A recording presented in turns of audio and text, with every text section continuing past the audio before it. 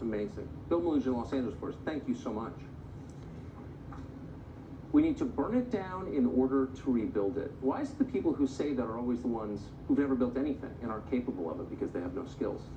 Tells you a lot.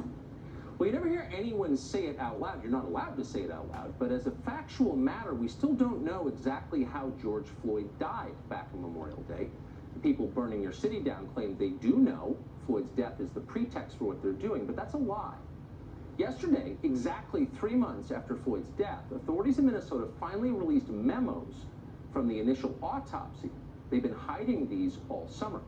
These assessments were made on June 1st by the chief county medical examiner, a pathologist called Andrew Baker.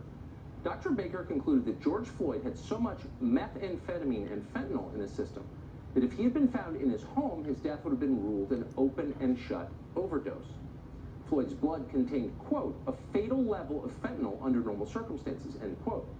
The narcotics in the system caused Floyd's lungs to swell to 2 or 3 times their normal weight. George Floyd was dying from oxygen deprivation before the police even arrived. That's the conclusion of the pathologist.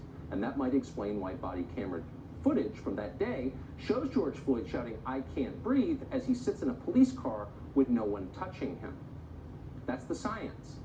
The question is, why didn't we know this before, months ago, before we allowed BLM and Antifa to destroy our country in George Floyd's name? Well, we probably didn't know that for the same reason that news organizations are still ignoring the medical examiner's report, these champions of science, even now that it's been released.